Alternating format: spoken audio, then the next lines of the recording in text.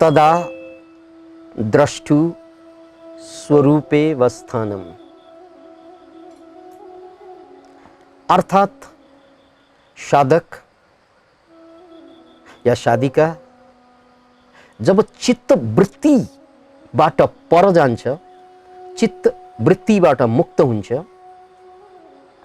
ऊ आफ्नो स्वरूपमा फर्कन्छ। यो स्वरूप भनेको आत्मा स्वरूप, मुक्त स्वरूप, एनलाइटेन्ड स्वरूप। We all are born enlightened. हामी सबै जन्मैले मुक्त पुरुष हौं, मुक्तात्मा हौं। तर यो जन्मैले प्राप्त मुक्ति, त्यसको बीचमा बाधा के आइदियो? चित्त वृत्ति। अतः यो चित्त वृत्ति हट्न साथ मुक्ति तपाईको जन्म सिद्ध अधिकार हो। वेदान्तमा एउटा दृष्टान्त दिएको छ। जसरी अनन्त आकाश र कोठाभित्रको आकाश, स्पेस एउटै हो। त्यो अनन्त आकाश पाउनु छ भने, त्यो अनन्त आकाशमा उड्ने रहर छ भने, चारैतिर कोठाको पर्खाललाई पट्काइदिए। किनकि पर्खालकै कारणले गर्दा, भित्ताकै कारणले गर्दा बाहिरको अनन्त आकाशबाट हामी वञ्चित हुन्छौं। जब पर्खाल भट्किन्छ, दिवाल तोडिन्छ, भित्ता खस्छ, बाँकी के रहन्छ? कोठाभित्रको आकाश र बाहिरको आकाश एउटै आकाश हुन्छ। त्यसैलाई योग भनेको। जोडियो कोठाभित्रको आकाश कुन आकाशसँग जोडियो? अनन्त आकाशसँग जोडियो। That is एनलाइटनमेन्ट। यो एनलाइटनमेन्टको सिम्बल हो। त्यसकारण जन्मैले हामी मुक्तात्मा हौं। तर बर्बाद के भयो? त्यो भित्तालाई समातेर बस्यौं। त्यसकारण हामी जम्मै भित्ते हौं।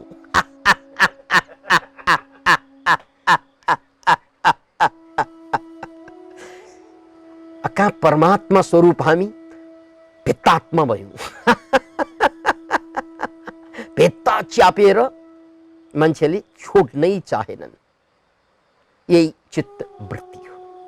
याद राख्नुस्, यो भित्ता के हो भनेर प्रश्न उठ्यो भने त्यो चित्त वृत्ति नै भित्ता। अतः यो चित्त वृत्ति खस्नु, पर्खाल खस्नु एउटै कुरा हो। पर्खाल खसे आकाश पाइन्छ, चित्त वृत्ति खसे आत्मा। तर दुर्भाग्य यो भित्ता खसाउन जाँदैनौँ हामीहरू। खसाउनु पर्छ भन्ने पनि थाहा छैन। किनकि यही भित्तामा टेकेर त बाँचिरहेको अहिलेसम्म। त्यसकारण त हामी भित्ते हौं।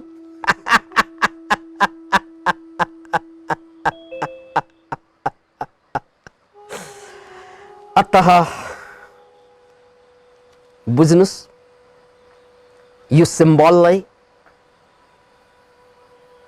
चित्त वृत्तिबाट बाहिर आउनु र चित्त वृत्ति भइरहँदा, चित्त वृत्ति चलिरहँदा हाम्रो स्वभाव के हुन्छ त? चित्त वृत्तिबाट बाहिर आउन साथ नै हामी मुक्तात्मा बन्छौं।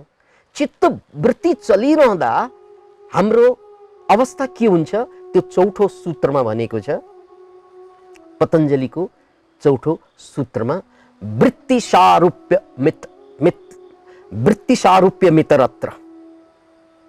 वृत्ति सारूप्य मितरत्र भनाइको मतलब के त भने, जबसम्म यो वृत्ति रहन्छ हाम्रो चित्तवृत्ति, तबसम्म हाम्रो वृत्ति जस्तो छ हामी त्यस्तै हुन्छौं। आत्मा हुँदैनौं, परमात्मा हुँदैनौं, मुक्तात्मा हुँदैनौं।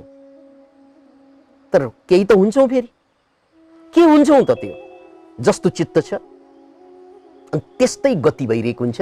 या मतिर सा गतिर भवेत्। मति जस्तो जस्तो आउँछ हाम्रो गति त्यस्तै त्यस्तै हुन्छ। नकारात्मक मति आयो भने हामी अपराधी बनिन्छौं। सकारात्मक मति आयो भने फेरि हामी पुण्यात्मा।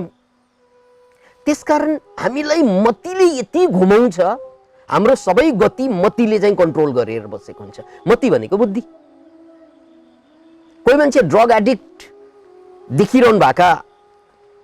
देखिरहेका छौँ नि हामीले। जन्मैले चुरोट तानेर त जन्मिँदैन मान्छे, राइट? उसले कहाँबाट सिक्छ? साथीभाइबाट। अनि साथीभाइबाट सिक्ने हो भने सबैले किन सिक्दैनन्? किनकि जसको मति भ्रष्ट हुन्छ उसैले सिक्ने हो। तपाईले यो जिन्दगी, यो आत्मरूप जिन्दगीलाई, प्यासनलाई कुल्चिएर फ्यासनमा बाँच्ने बानी कसले सिकायो त मलाई? साथीभाइले। तर सबै त्यसरी बाँच्दैन फेरि। हो, त्यो पनि मति भ्रष्ट भएपछि। अतः या मतिर सागतिर भवेत। जस्तो जस्तो मति आउँछ त्यस्तो त्यस्तो गति प्राप्त गर्दै जान्छौँ हामीहरू। किनकि आत्माको त बोधै छैन। त्यसकारण हामी मत्तीमा टेकेर बाँचिरहेका हुन्छौँ। हाम्रो फ्री विल भन्ने हुँदैन, याद राख्नुहोस्। हामीलाई अरूले प्रभावित पारिरहेको हुन्छ। बायस भनिन्छ साइकोलोजीमा त्यसलाई। अरूले प्रभावित गरिरहेको हुन्छ। भिड जहाँ जहाँ जान्छ हामी त्यहीँ त्यहीँ जान्छौँ। भिडले चाहिँ आफ्नो पाइन्टलाई च्यात्यो भने सबैले च्यात्न थाल्छ, त्यसलाई फ्यासन भनिन्छ। Can you imagine it? Pant च्यात्नु पर्छ कि पर्दैन मलाई थाहा छैन, तर भिडले च्यातिएकोले म पनि च्यात्छु। भिडले हाई हिल लायो भने उसले पनि हाई हिल लाउँछ। भिडले चाहिँ हाई हिल कम गर्दै लग्यो भने उसले पनि कम गर्दै लग्छ। भिडले बेल बटन पाइन्ट लायो भने उसले पनि बेल बटन पाइन्ट लाउँछ। किन इमेजिन इट? भिडले जे लाउँछ उसले त्यही त्यही पछ्याउँछ। त्यसकारण भिडले मत्तीलाई भ्रष्ट बनाइदिन्छ, मत्तीले भिडलाई भ्रष्ट बनाइदिन्छ। एकचोटि अमिताभ बच्चनलाई सोधिएको थियो, तपाईँ त महान कलाकार, तपाईँले यस्तो फिल्म खेल्नु पर्यो हौ जुन फिल्म, तपाईँको फिल्म हेरेर मान्छेको जीवन उच्च होस्, जीवन आदर्शमय बनोस्। त्यस्तो फिल्म किन खेल्नुहुन्न तपाईँ? यानी राम्रो फिल्म किन खेल्नुहुन्न? अमिताभ बच्चनले के भने सुन्नुहोस्। अरे यार, हाम्रो फिल्म चलाउने भनेको बुद्धिमान मान्छेले हेरेर चल्ने होइन क्या फिल्म। हाम्रो फिल्म त रिक्सावाल, भट्टीवाल, त्यो सबभन्दा तल्लो वर्गका मान्छेहरू जो काम गरेर थाकेर पीडित भएपछि मनोरञ्जनको लागि 3 घण्टा आफ्नो दुःख बिर्सनको लागि फिल्म हेर्ने हो। त्यसकारण यो बुद्धिमान मान्छेको लागि फिल्म बन्दैन, किनकि बुद्धिमान मान्छेलाई फिल्मको आवश्यकता पर्दैन। Can you imagine it? बुद्धिमान मान्छेको लागि फिल्म बन्दैन, किनकि बुद्धिमानहरूले फिल्म हेरेर बस्दैन। याद राख्नुहोस् यो कुरा। बुद्धिमानहरूले फिल्म हेरेर टाइम वेस्ट गर्दैन। टाइम वेस्ट फिल्म हेरेर कसले गर्छ त भन्नाले, जो मान्छे एकदमै दिनभरिको कामबाट पीडित छ, दर्द छ, समस्या छ, यो दुःखलाई भुलाउनको लागि कोही भट्टीमा छिर्छ, कोही सिनेमामा छिर्छ, हलमा छिर्छ, कोही भट्टीमा, कोही हलमा, फरक केही पनि छैन। त्यसकारण हामीले महान फिल्म बनाउने होइन, हामीले यस्तो फिल्म बनाउने मनोरञ्जन दिने। अनि मनोरञ्जनबाट कसैको जीवन उठ्दैन फेरि। मनोरञ्जन पनि पलायनवाद नै हो, जीवनबाट भाग्नु नै हो। मनोरञ्जन पनि जीवनबाट भाग्नु नै हो प्रकारान्तरमा। त्यसकारण थोरै मनोरञ्जन ठिक्कै कुरा हो, तर धेरै धेरै मनोरञ्जन जीवनको बर्बादी हो। याद राख्नुहोस्। त्यसैले अमिताभ बच्चनको त्यो जवाफ मलाई च्वास्स लाग्यो कि हामी फिल्म बुद्धिमानको लागि बनाउँदैनौँ, किनकि उनीहरूले हेर्दैनन् क्या।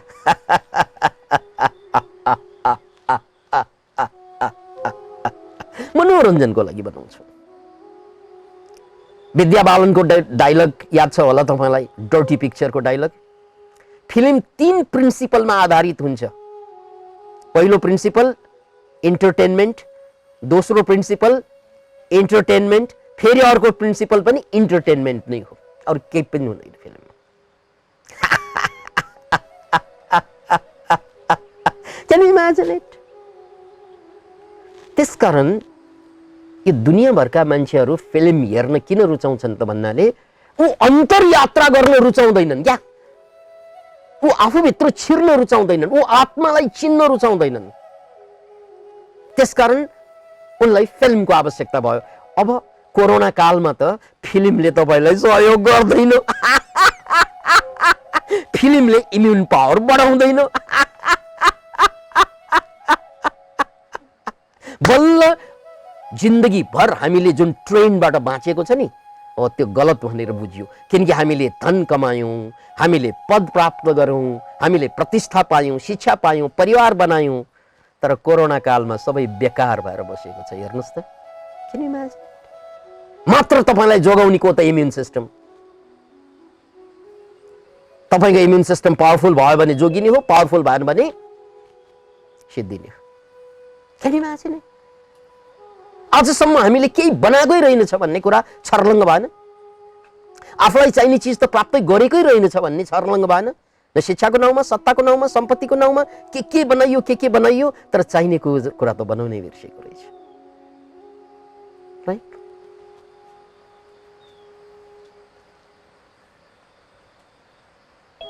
अतः यो बोर भएको बेलामा भट्टीमा जानु ठिकै होला भन्ने, सिनेमा हेर्दा ठिकै होला भन्ने कसले भनिरहेको? जसलाई अन्तरयात्राको बारेमा जानकारी नै भएन, जो आफूभित्र पनि एउटा अर्को संसार छ भन्ने कुरा पुसुक्कै बिर्सेको हुन्छ, उनीहरूको डायलग हो। अतः वृत्ति सारूप्य मित्रत्र। अब वृत्तिको कुरा गरौँ। वृत्तिको कुरा गर्दा यहाँ मलाई पुनः ज्ञान योगको कुरा गर्न मन लागेको छ। ज्ञान योगमा खास गरी कपिल मुनिको ज्ञान योगमा, सांख्य दर्शनमा 3 वटा शब्दावली प्रयोग भएको छ। त्यो शब्दावली के त? राजस, तमस र सत्व। मान्छेसँग 3 वटा स्वभाव हुन्छ जन्मैले। राजसिक स्वभाव, तामसिक स्वभाव र सात्विक स्वभाव। याद राख्नुहोस्, तामसिक स्वभाव भनेको तामसिक वृत्ति, तामसिक स्वभाव भनेको तामसिक वृत्ति। यो तामसिक वृत्ति भनेको अल्छी वृत्ति, गर्नुभन्दा नगर्नु ठिक लाग्नु। उनले केही काम गर्दैन, गर्नै पर्यो भने चाहिँ सजिलो खोज्छन्, त्यही क्रममा उनले अपराध गर्न पुग्छन्। किनकि सजिलो भनेको त अपराध हो। मान्छेले जिन्दगीभर मेहनत गरेर कमाएको पैसामा घोटाला गरिदियो, चोरी गरिदियो, कति सजिलै हात पर्छ। Can imagine? त्यसकारण यो तामसिक स्वभावले गाँज्यो भने हामीलाई, या त हामी केही गर्दैनौँ, गर्नै पर्यो भने कहाँ ध्यान गरेर चाहिँ मुक्ति खोज्ने, कहाँ ज्ञान सुन्ने, गाँजा तानौँ न गाँजा। सजिलो है, कहाँ ध्यान ज्ञान रक्सी ल्याएन, बिर्सिहाल्छौँ नि त्यो समस्याहरू। कहाँ कोरोना सोरोना टन्न पिएर बस्यो, न कोरोना न केरेना, केही पनि। कोरोना भन्ने बियरै पनि छ। कोरोना खाएर बसौँ भन्छ।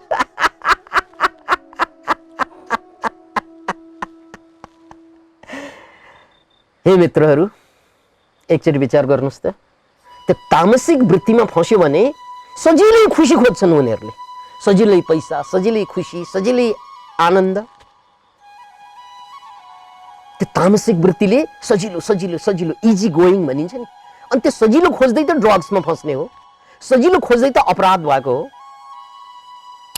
जसले सजिलो खोज्छ नि जीवनमा, तिनीहरू बिस्तारै मक्किँदै जान्छन् भित्रबाट।